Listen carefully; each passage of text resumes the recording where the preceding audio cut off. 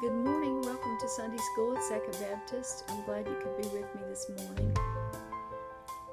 I got a call this week from Miss Brenda Diener, and I was so happy to hear her voice and to know that she is getting better and that she was able to make a phone call. So we've been praying for her, and we should keep on praying for her. I told her that we would, and but so happy to hear that she's getting better. We're going to continue talking about the events leading up to the crucifixion today, and the focus of our lesson this week is on the time when during that period when Peter denies Christ 3 times, and so the focus of the whole lesson is on that.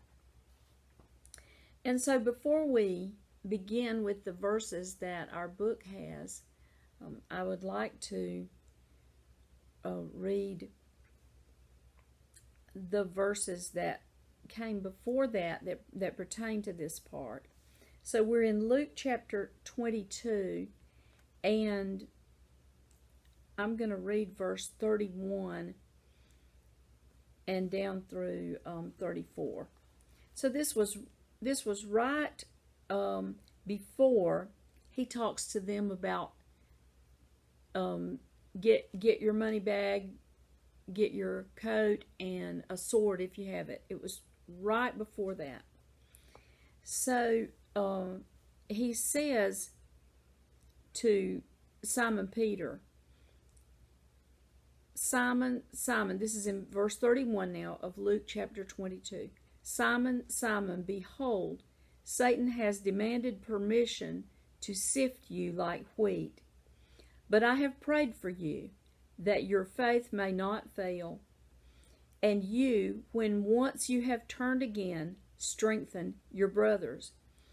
But he said to him, Lord, with you I am ready to go both to prison and to death. And he said, I say to you, Peter, the rooster will not crow today until you have denied me 3 times, until you have denied 3 times that you know me. And that was kind of the end of that bit of it.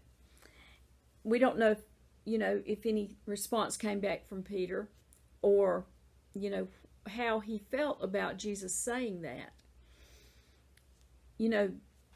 I've enjoyed over the years focusing on the character or the personality of Peter. Peter was a very spontaneous sort of a guy. He came from I guess you might say, a sort of a rough background in the sense that he was a fisherman. But I also see him as having leadership qualities right from the start. That he was important to the rest of the disciples. And Jesus began to give him tasks. And you'll notice if you read through and you focus on Peter each time that he's mentioned, you'll notice that a lot of times Peter's the one that speaks up. Peter asks the question. Peter says what everybody else is thinking, maybe, and he was bold in that he was willing to speak up and ask those questions that needed to be asked. And so there's a lot of things that you could do a whole study if you just went through and looked at all of the different conversations that are related to Peter, and there are a lot of them. And so in this occasion, Jesus was talking with the disciples, and this was just before they went to the Garden of Gethsemane, and he says to Peter, Satan has asked permission to sift you like wheat.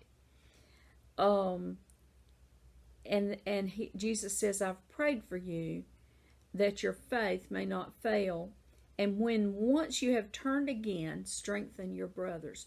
So Jesus already knew, what was going to happen with Peter. And then Peter's response, was, "Oh no, Lord, not that, I'm willing to go to prison or even death with you. I'm ready to fight. I'm with you all the way. I wouldn't make any other choice." And then Jesus says, "Before the rooster crows today, you will have denied me 3 times." I don't know if that puzzled Peter, if it hurt his feelings, if it took him down a notch, maybe. If Jesus was trying to teach him that, hey, you can't rely on your own strength. You have to rely on me. There's a lot of different, possibilities there. But anyway, that conversation took place, and then we go to the garden and the prayer and all of that. Don't fall into temptation. And then Judas comes with the others, and they arrest Jesus. And so it says in the in one place that I looked at this week, that the number of people that came to arrest Jesus may have been large. There were Roman soldiers even with them. And if you read all 4 of the gospel accounts, you get some more details in there. So we're gonna go ahead and begin to cover the scriptures now that our book covers. And I will tell you that they took a different approach to Peter than my approach, and so I'm gonna try to, I guess, balance that all out. So let's look first at verse 54. This is Luke chapter 22 now, in verse 54. Having arrested him, they led him away and brought him to the house of the high priest. But Peter was following at a distance. Okay, now in one of the other Gospels, it says that another of the disciples was known to the high priest's household, like the servants or those in the household, and was able to go in with Jesus. We don't often focus on that part, but that would have been John that was able to go in with Jesus, because John records it in his gospel, but John doesn't often speak of himself, and say it was me that did it. He's a humble person, and he doesn't want to mention that it was him. But nevertheless, John had been able to go into the high priest's house with Jesus. But Peter was following at a distance. So, obviously, Peter would have followed to see what was happening and try to see, how things were going. Right from the start, our book begins to say that this is revealing Peter's character, and that he was not, he was trying to follow at a distance to not endanger himself. And I don't know. I have a disagreement with the way that this is approached, and I'll tell you at the end. I'm just going to kind of do it that way. I'll give you my take on it. So Peter is following at a distance to see what's happening. And then let's go on to verse 55. After they had kindled a fire in the middle of the courtyard and had sat down together, Peter was sitting among them. So now, the high priest's house was probably really big, you can imagine. And then there would have been a gate or a door that led into maybe a courtyard, and then with rooms surrounding it, or rooms behind that courtyard. And so on this occasion, there were probably a lot of people that had gathered there. The Roman soldiers who had brought Jesus in there, the servants of the house, other people that had been involved, maybe some of the priests and scribes and those people, because they wouldn't have all just rushed in and gone into the inner house where Jesus was taken. And so Peter then manages to get in there, and in another gospel it says that John went to came out to the door and brought Peter in. And so that's how he got in there. And so he sits down then and tries to kind of mingle in with all the other people that are sitting around the fire, and just so that he can be close by and see what's going on. And John, I imagine, is in the inner part of the house with Jesus. And so then we come to the next verse, which is 56 and 57. And a servant girl, seeing him as he sat in the firelight and looking intently at him, said, "This man was with him too." But he denied it, saying, "Woman, I do not know him." So this servant girl maybe had seen Peter in the town with Jesus at some point. I don't think she would have been one of the ones that had gone to the garden, when he was arrested. But she probably had seen the disciples along with Jesus in the town.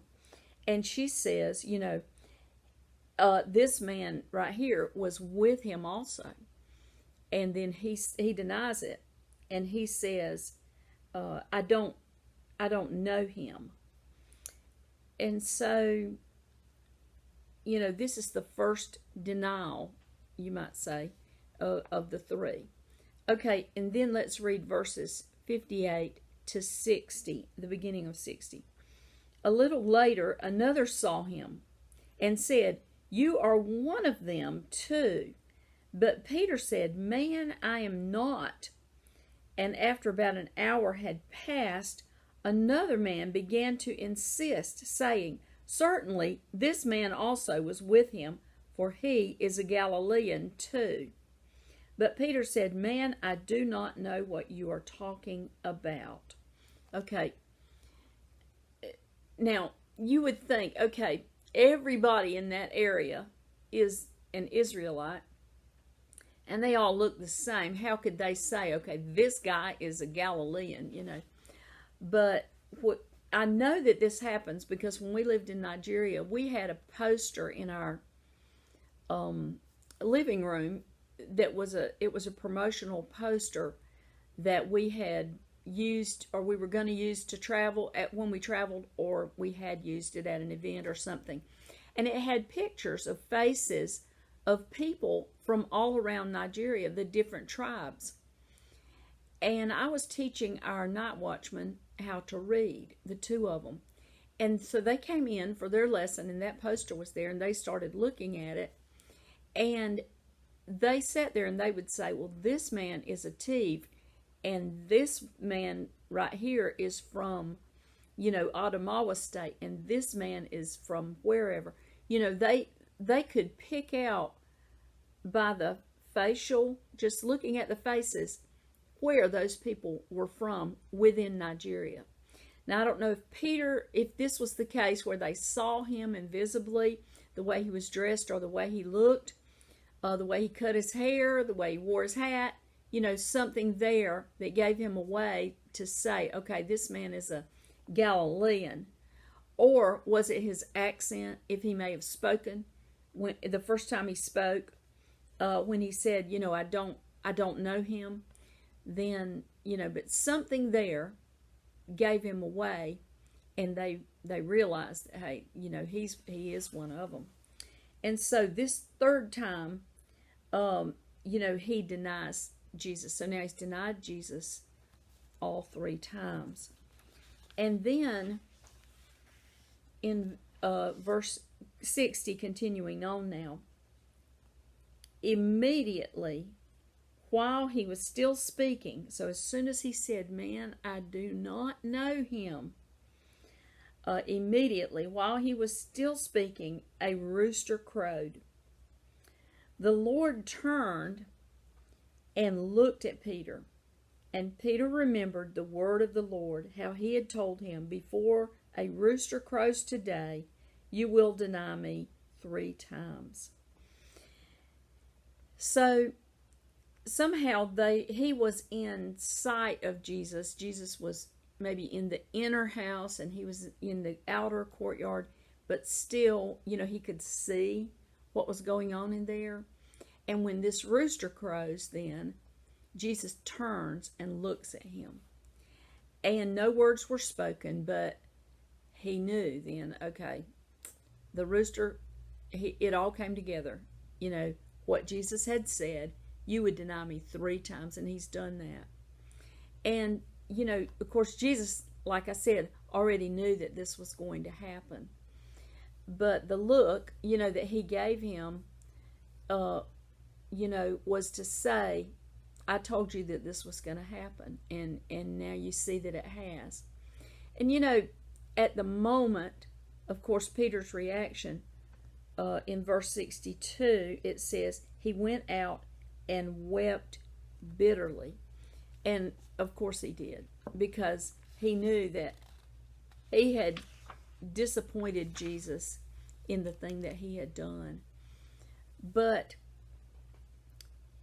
at the same time, after the bitter weeping, hopefully it was a further reinforcement to him that Jesus had said, after you turn again, after you turn back, strengthen your brothers. And hopefully he remembered all of those words and was able to do that, because Jesus knew that he was going to lead them. And this took probably some of the wind out of his sails, and hopefully helped him to grow as a leader and to realize that he had to fully and totally depend on Jesus. He could not go under his own power. Now for the controversy, the disagreement that I had. Throughout our book, and I don't know about your student book if you've read this student book, throughout the student book, it focuses very much on Peter denying Jesus and how we're not supposed to deny Jesus. We're supposed to stand up. We're supposed to always represent Jesus. And, it's making a point to us that we must speak out and we must stand up for Jesus. And I don't disagree with that. But the person who wrote this book, this lesson, has not probably ever been under threat of death for the decision that he has made to follow Jesus. Because if you're under threat of death, then you're going to do things a little bit differently, aren't you? And Peter, at this point, had to have felt that he was under threat of death, because Jesus had been arrested. He felt that this was not going to be good. They were already probably rough treating Jesus before he ever left.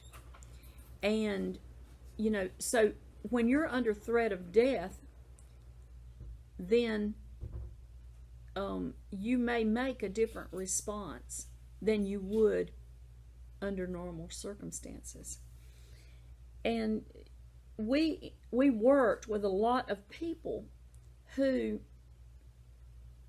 were threatened with death for converting to Christianity, and were even killed. I mean, we knew people who were killed because they were Christians. We knew people who were killed because they converted. And so when that happens, you have to look at that differently, as a Christian, and the advice that you might give to that person will be different than to just say, oh, you have to stand up for Jesus and take whatever comes. It's easy to say that when whatever's going to come might just be a little bit of embarrassment. But when someone is going to kill you if you do that, then you have to think about it. So to answer this question and to let you see, I want to read out of Matthew chapter 10. And I'm going to read about 5 verses here, starting in verse 16. So I want to read this little section. Matthew chapter 10, starting in verse 16. This is Jesus talking to the disciples when he's going to send them out to, go around and heal people and things like that. Behold, I send you out as sheep in the midst of wolves. So be shrewd as serpents and innocent as doves. But beware of men, for they will hand you over to the courts and scourge you in their synagogues. And you will even be brought before governors and kings for my sake, as a testimony to them and to the Gentiles. But when they hand you over, do not worry about how or what you are to say, for it will be given you in that hour what you are to say. For it is not you who speak, but it is the Spirit of your Father who speaks in you. Brother will betray brother to death, and a father his child, and children will rise up against parents and cause them to be put to death. You will be hated by all because of my name, but it is the one who has endured to the end who will be saved. But whenever they persecute you in one city, flee to the next. For truly I say to you, you will not finish going through the cities of Israel until the Son of Man comes. So Jesus was talking about the fact that they would be persecuted for following him. And it was not if you're persecuted, but it's when it happens, because it was going to happen to all of them at times. And so these things had been taught to them. Now, what did Jesus say is the response to a time like this, a life-threatening time? What did Jesus say? Well, if you read these verses over again, you'll see that he said 2 things. There were 2 responses here. In the first part of it, he says, if you get arrested or pulled into the synagogue and they hand you over, don't worry about what you're going to say. I'll give you the words to say. So that's one response, is that you get hauled in and you are brought before people and you have the words to say. But what does he say in verse 23? He says, if they persecute you in one city, flee to the next, okay? So fleeing, as the disciples did when Jesus was arrested, they fled. They ran in every direction probably. To flee then was also one of the choices, because the gospel spread in this way. As people fled from one place to another because of persecution, they carried the gospel and they shared the gospel in those other places. And so, I guess in my heart, I'm cutting Peter some slack. I don't take the approach that the book says, well, he didn't stand up for Jesus, he denied Jesus, and we're not supposed to do that. Because if you can possibly imagine yourself in that position of being under threat of death because of following Jesus, then your decision making is going to become very different. And so when we have Christians who are coming out of particularly Islam, but also Hinduism and some of the other religions where they would be under threat of death for making a decision to become a Christian,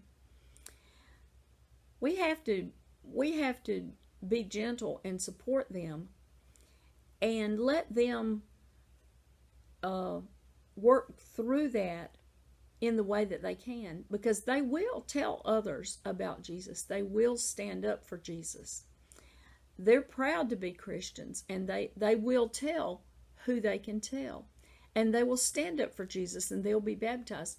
But we don't put them as a public spectacle with that, because if we do that, if we choose that for them, if we say, well, the only way you can do this is if you come out here publicly and get baptized right in front of everybody.